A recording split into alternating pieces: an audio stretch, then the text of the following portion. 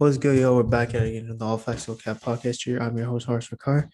And I did say, yeah, I made the video yesterday on how I went through each pick and I was trying to see if I liked it or not and see like what or if I thought what the team was going for. And this episode is more on like the grades or like which teams I think did the best in the draft and which teams I think didn't do so well. And this is just a disclaimer, like this is just not my opinion.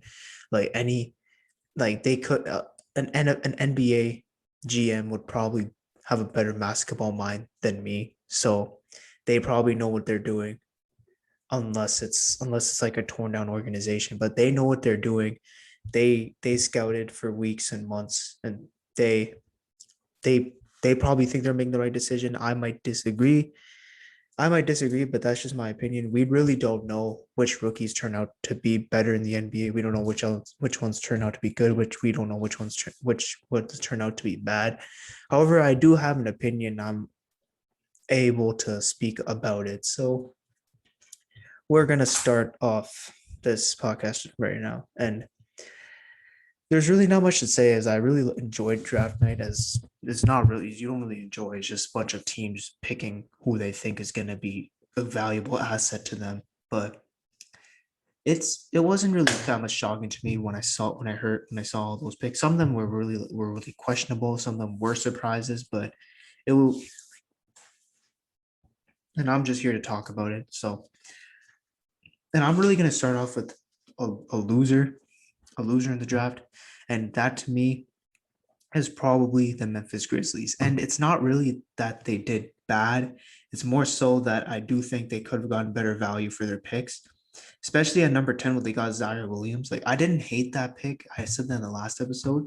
However, like they took him with the number 10th pick. And if they stayed at number 17, they probably would have got him.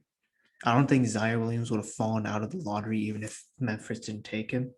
And they also did pass up on like James Bouknight, Moses Moody, Alperen Sengun, Trey Mann, who I thought were all better than Zaire Williams. And also in the second round, I believe they took BJ Boston, I which like yeah, it's really hard to find players in the second round, which is true. Like it is hard to find diamonds in the rough, but I do think they kind of didn't find a good diamond in the rough.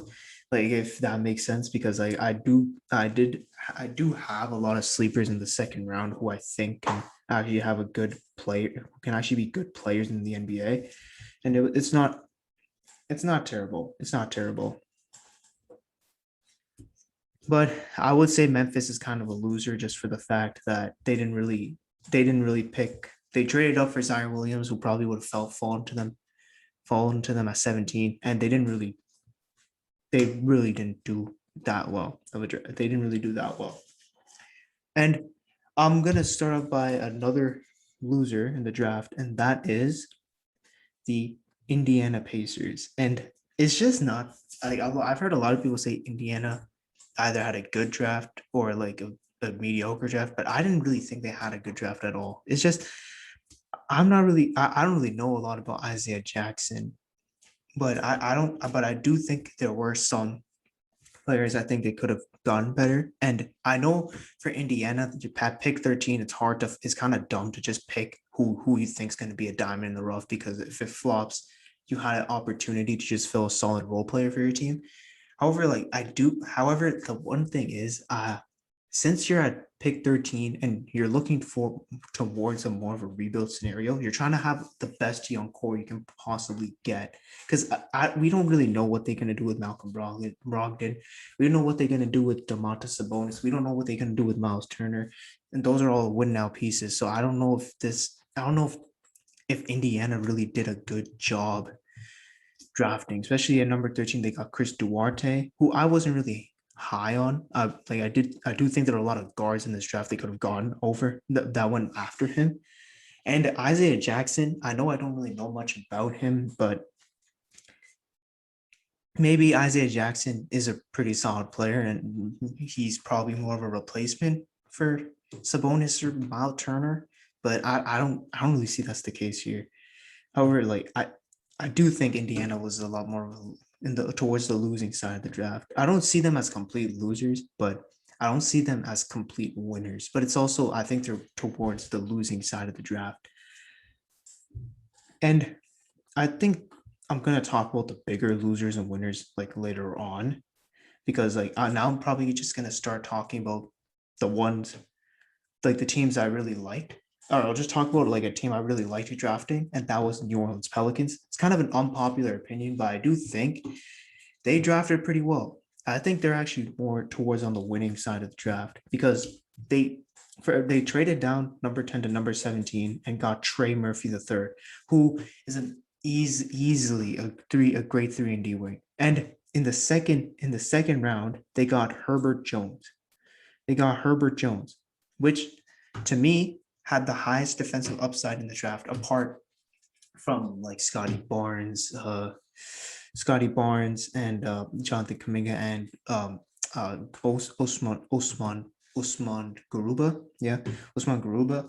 But Herbert Jones has the highest defensive upside as a wing.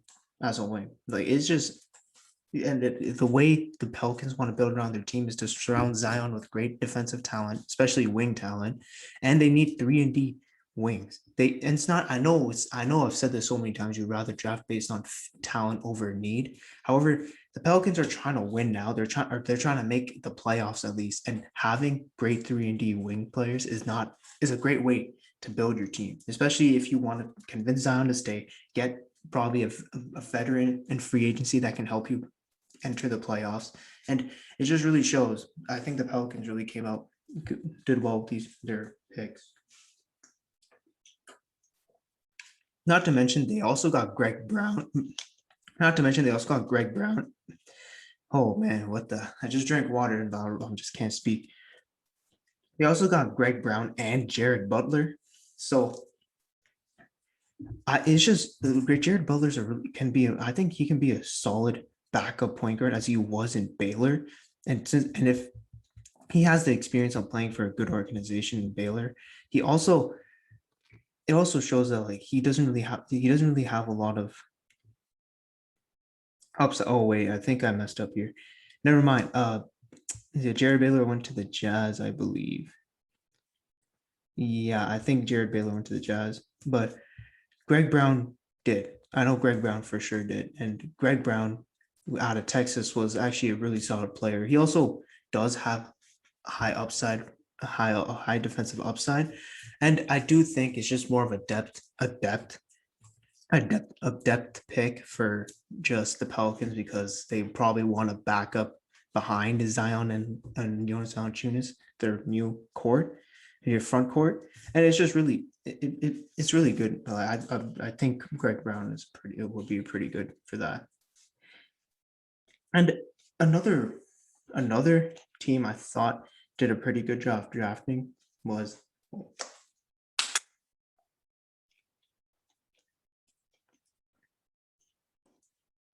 the Oklahoma City Thunder. A lot of people didn't really like their picks as like they picked Josh Giddey, Trey Mann, and they got Jeremiah Robinson Earl. However, those picks are pretty good in my opinion. As Josh Giddey, a lot of Oklahoma last year just really struggled outside of Shai Gilgeous-Alexander to have many offensive facilitators on offense. As apart from Shai, really everyone it was a horrible situation like around that because Teo Maladon wasn't really effective. Who else wasn't that? Who else was there? Or well, I think it was just Teo Mal. Yeah, yeah. So he wasn't really as effective, and they're just really looking towards more playmakers and who. Yeah, they were just looking for like who can facilitate an offense outside of Shai Gilgeous-Alexander. And I think Josh Giddey does have a high upside. Like I know it was taken over Kaminga and Bouknight. However, like I actually did have him over Bouknight, not Kaminga. But the fact that they're looking for they're looking for a guy that, and I know the more talented player was Kaminga, and I think they really should have picked him. I think they really should have picked him because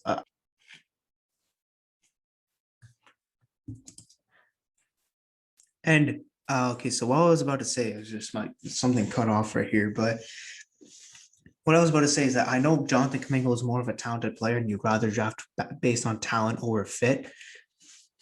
But the thing is here, I'm not saying Oklahoma really won the draft. I'm just saying their picks weren't really as bad as how I've seen people say they lost the draft and how they fumbled the bag. But I just think they actually did do a good job drafting. They didn't really take the best because I do think they should have taken Kaminga over Giddy, and I don't know if Trey Mann was the best option at number 18, but Josh Giddy was a pretty good pick.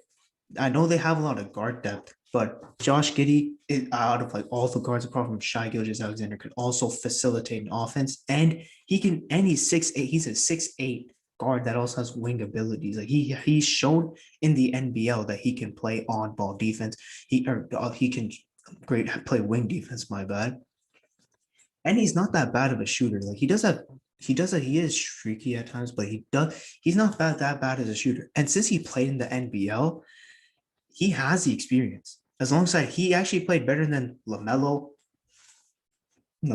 Tate, and RJ Hampton coming out of the NBL.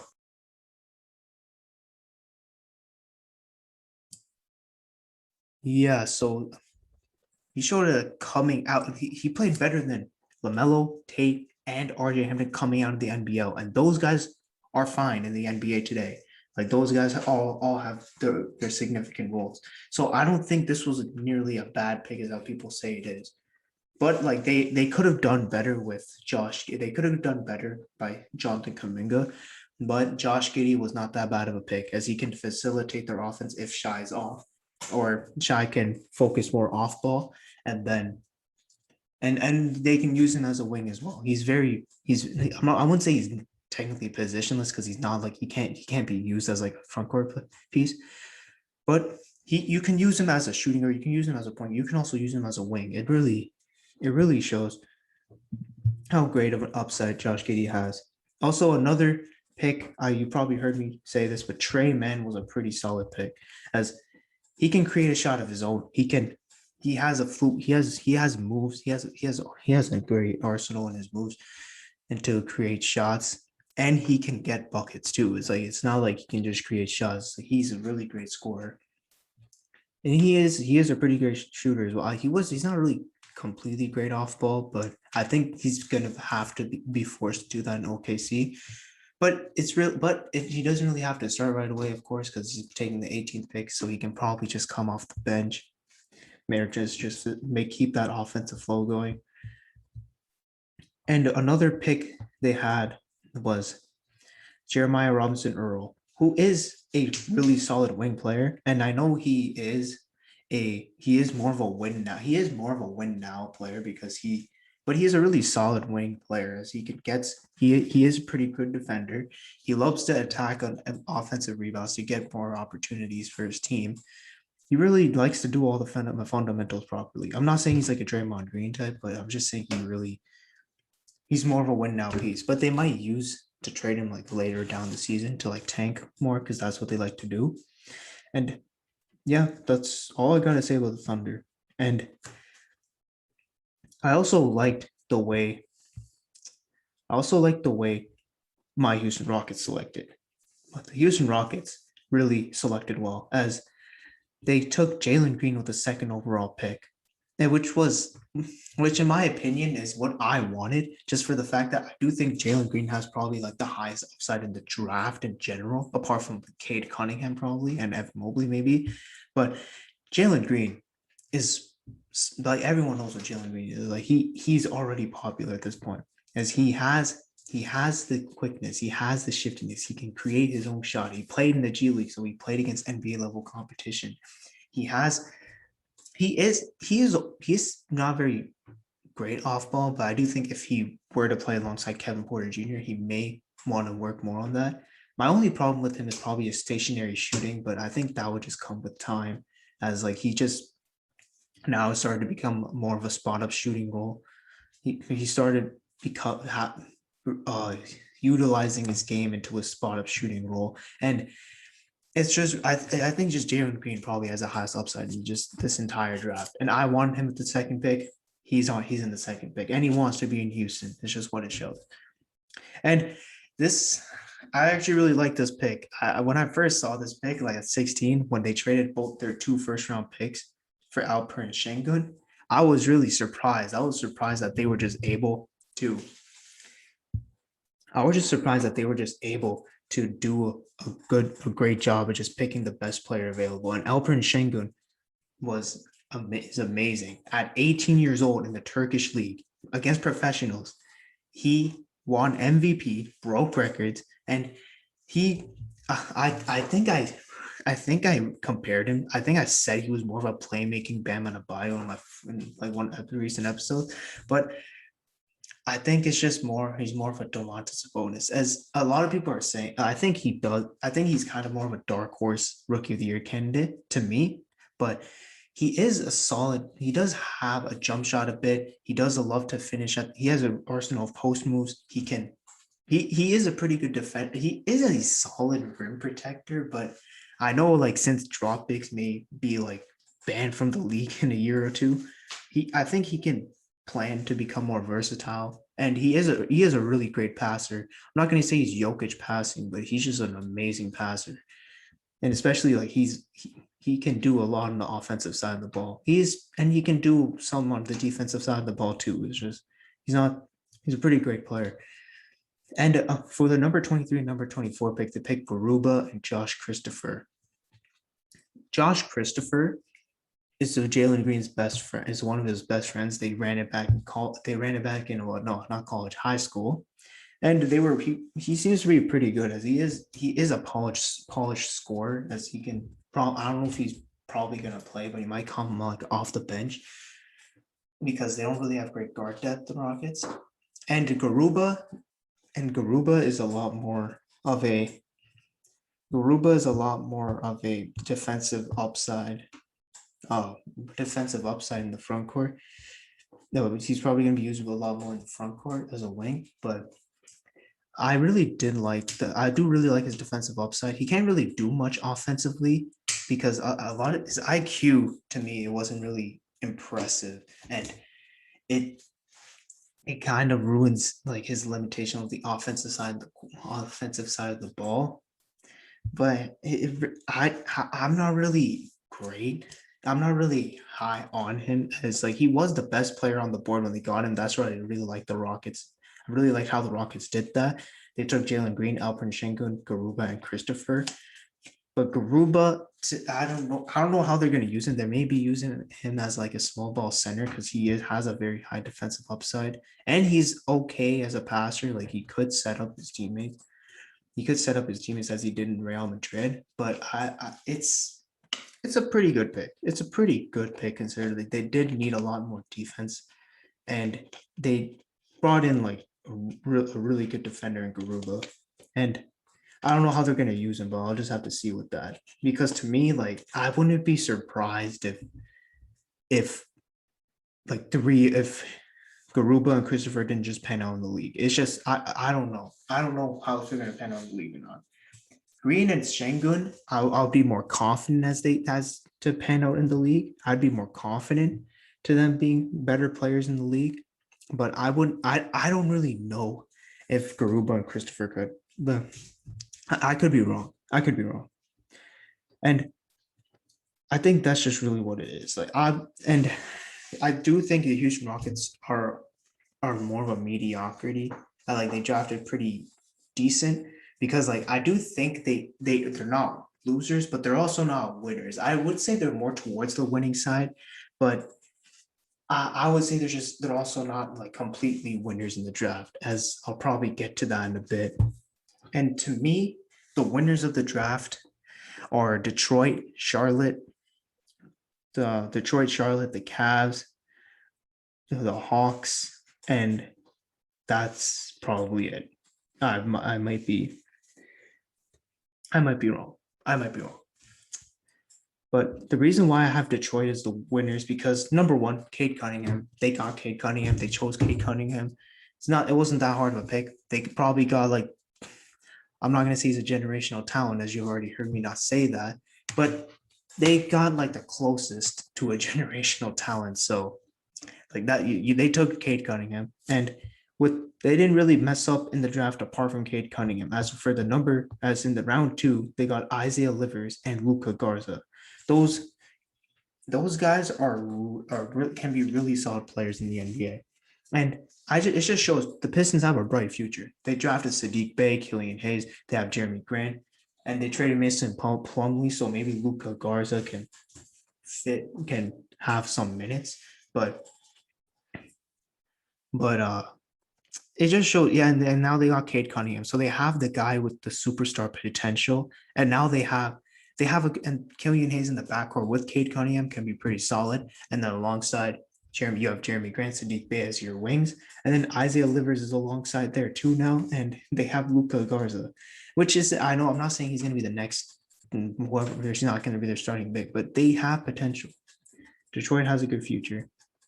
And I think I said the Hawks won the draft, and I think they did. Jalen Johnson, the number 20th pick, was probably the biggest deal in the draft, to be honest, because I had him possibly as a top 10 pick, probably like probably top 10 at best. Yeah, top 10 at best. And he fell down to 20. And he has high defensive upside, and he is limited in the half court, but with Trae Young and Bogdanovich and Gallinari all having great shot creation abilities, they can all probably create more shots for him, and he can work and he doesn't really have to worry about running that offense. As also, they drafted Sharif Cooper in the second round, which is a pretty solid pick to me. I thought Sharif Cooper was going to be a first round prospect. I thought he was a first round prospect. Should have been taken there, but he wasn't. He was taken the second round. And I really like this pick because I really like Sharif Cooper. Or I don't really like him as a player, but I do believe he's a really great player. As for Trae Young, he's the starting point guard. Sharif Cooper can come off the bench, just continue that offense. Okay, just run that offense for the second unit, because that's what the Hawks struggled a lot. They struggled a lot with Trae Young. When he is off, no one was able to run an offense. No one was able to run the offense. No one was able to even be good on offense. And Sharif Cooper, I think, can do. No, I'm not going to say he's going to beat Trae Young off the bench. I'm just going to say I think he can be a solid backup point guard, especially if he doesn't have to worry about creating everyone's shot like Trae Young does. And Jalen Johnson can also handle the ball well too. He's also a pretty good facilitator at 6'9", as a 6'9" forward. And he has really high defensive upside, which is what the Hawks really need a lot too, which is wing defense. And I think I also said the Hornets were also big draft winners. And the reason why is just that they got Bouknight. They took the best player available at 11. They got Bouknight, who fell down to them, who is a really solid off-ball player, a really solid scorer, he's an okay defender, but he is a pretty great 3-level scorer. I should have added that. And he can be a great fit alongside LaMelo in the backcourt. Like, they got talent and fit in just one pick right there. And he can also move off ball too. So that's very valuable for LaMelo Ball. Very perfect for him. And for number 19, they got Kai Jones. I wasn't really high on Kai Jones, as a lot of people were, because I do think he does have a high defensive upside, and he can be probably the best front court player in this draft. But him alongside LaMelo Ball, him catching lobs from LaMelo Ball, and just everyone else, and especially like he can be great as a role man.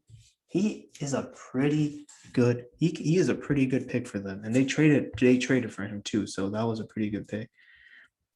And in the second round, they got JT Thor, who I thought was actually going to be like a draft steal. He could be like a very great stretch big.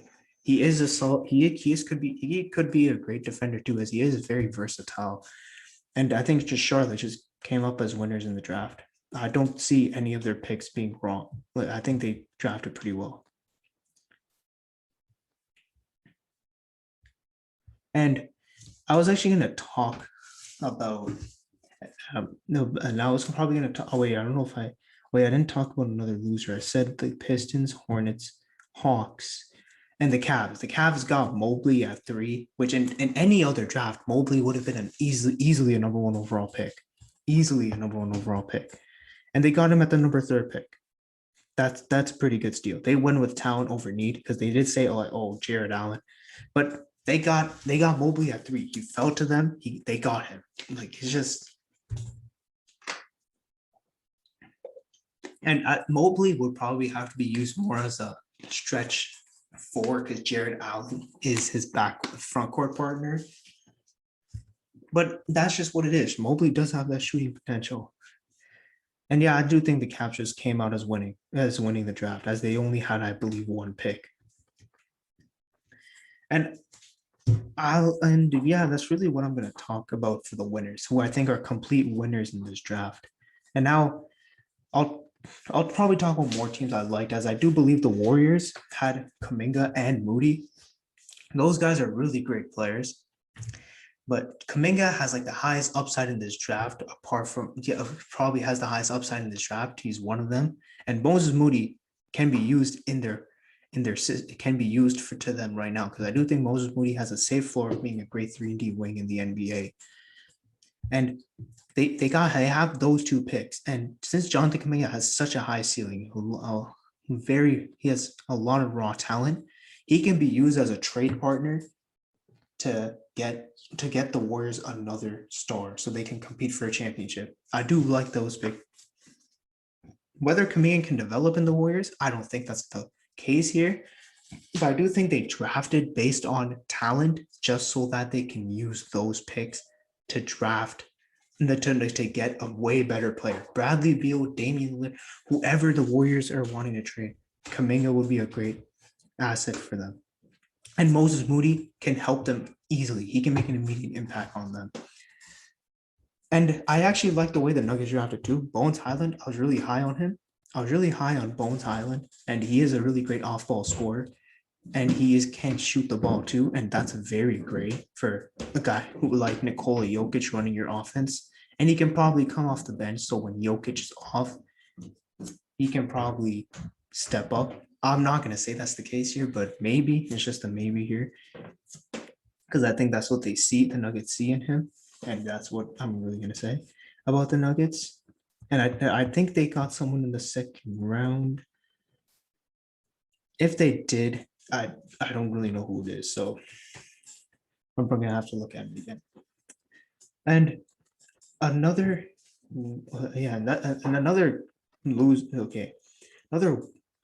pick that I just really kind of liked is just the fact that Keon Johnson went to the Clippers.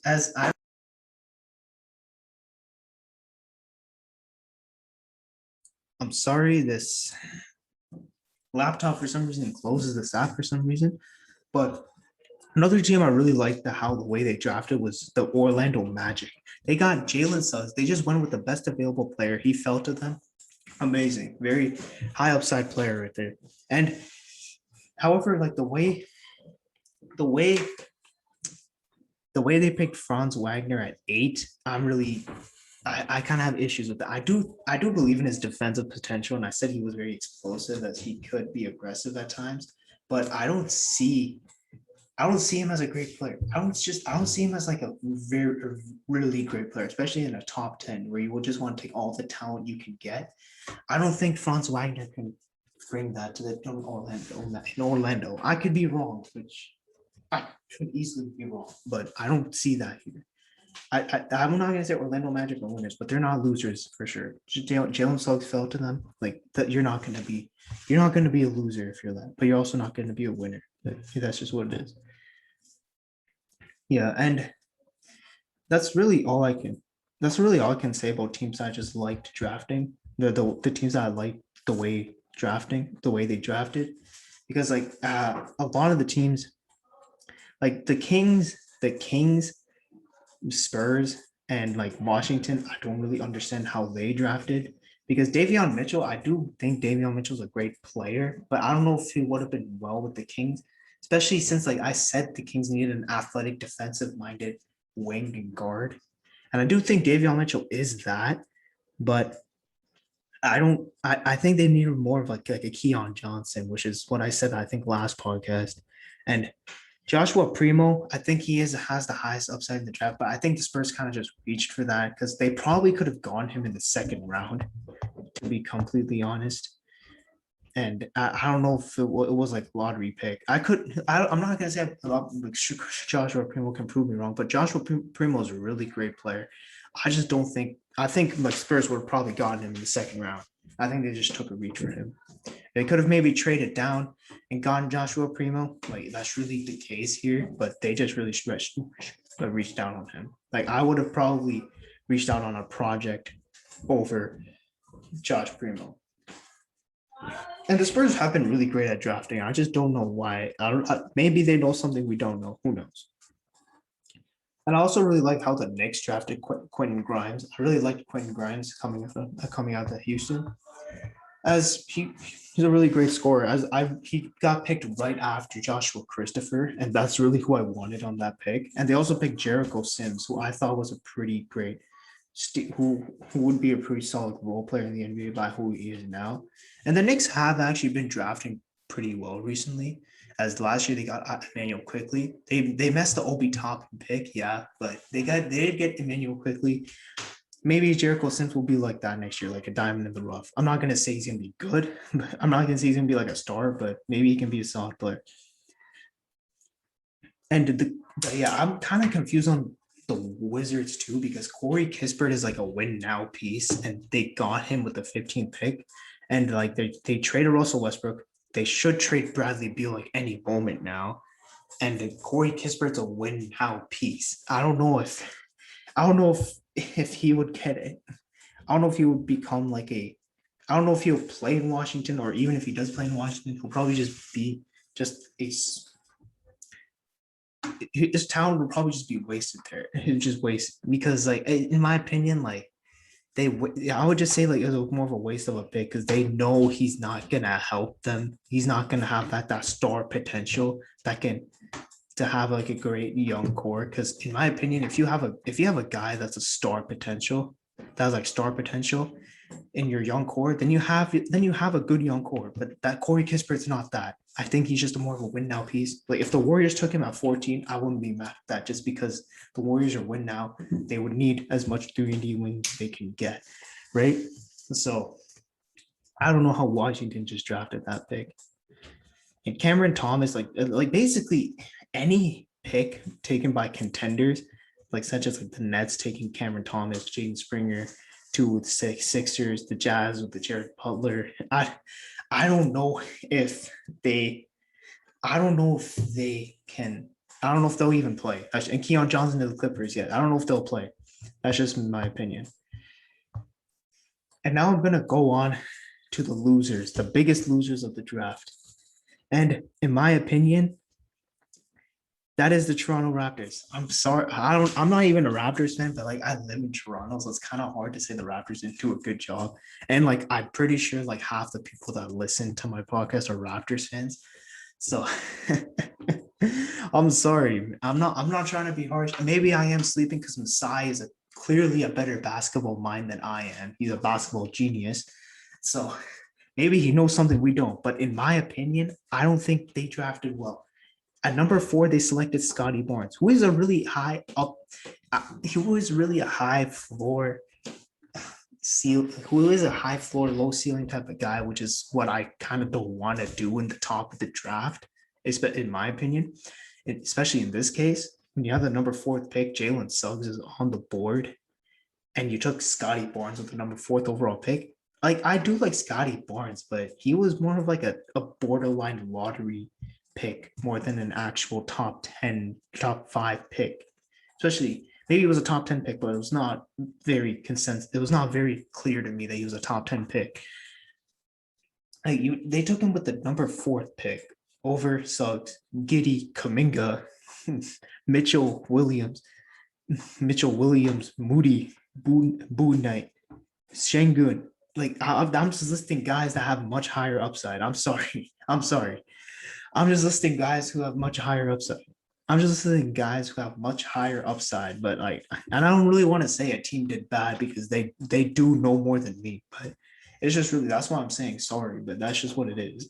And for the in the second round, like this is where it kind of gets weird here because they picked David Johnson and Delano Banton. I think that's how you say their names over Sharif Cooper, who I have as a first round prospect. They had two back-to-back picks. They took and they had two back-to-back picks. They left out on Sharif Cooper, Jericho Sims. And that's probably all I know, and that's probably all I'm gonna say. But they with those two picks, they could have probably had those guys, and those guys would have been much better for their team than I think Delano Bent and David Johnson were. But who knows? Maybe they're right. They have to be right, or else like this draft would be a huge resume, a huge stain on Messiah's resume. And I think that's all I have to say about the draft and who I think are the winners and losers. Because I did talk about three losers and I did talk about four winners, I think. I do think the Kings also are like a loser in the draft because although they did draft Nemus Quita at the 39th pick, I'm not really too sold on him. I'm not really too sold on him. As like he's probably more of a drop pick. They should just keep Rashawn Holmes. Rashawn Holmes is probably a top 10 center in the league. That's all I'm probably going to say into this year's draft. And I should upload an NFL content. I don't know what's stopping me. I have to actually do something right now. But this is probably the end of the podcast. I'm Horace McCarr. This is the All Facts No Cap podcast. Okay, yeah, I was actually gonna just stop right there, but I forgot to grade the things. I don't know why. I just chose to forgot. So the grading is really self-explanatory. I don't really have to go in depth to this because I already explained it so much. But like the teams that I considered the winners, which were the Detroit Pistons, Atlanta Hawks, Charlotte Hornets, and the Cavs, I would all give them an A plus, A to A plus, just in that range, because I just think the way they drafted was just the best. I just think they just did the best overall that any team did in terms of drafting. And all the teams I thought that did a really good job in drafting were such as the Rockets, the Pelicans, the Warriors, and even the Thunder. I would give more of like a B, like B minus, B plus, like in that range. It's just more of the fact that like I think they had a pretty good draft. It's just it wasn't really that impressive. However, like they did do a good job in order to fill in to acquire talent, acquire great players. And the teams where I did consider losers, such as the Kings, the Pacers, the Raptors, the Grizzlies, even the Grizzlies, even I would just give that more of like a an F to like a. Actually, no, I don't really think. Actually, I would say more of a D D to C. As like I do think the Raptors are probably like the only team, maybe the Kings, that like got a D in grading. But I think a lot of the teams I really listed were a lot more like in the C ranges, like such as the Orlando Magic. I forgot to list them. The Memphis Grizzlies, the Indiana Pacers. They were more in like the C plus, C minus range, but like the Raptors and Kings maybe are like the only ones that got a D. And that's really all I have to say here. And I'm probably leaving out some teams, but and like some teams, like I can't really say every team because I think a lot of teams I didn't really mention just looked for guys and they probably are not going to play them. Maybe like this. Also, I'll also actually going to talk about the Spurs. They also are in that C plus to C minus range, C minus to C plus range. It just was. And then the other teams is I don't really know what to grade them because I don't really know what they're doing. It's just really self-explanatory with the grades, and that's probably going to be the end of it. And I'm Harsh Vikar. This is the All Facts No Cap podcast.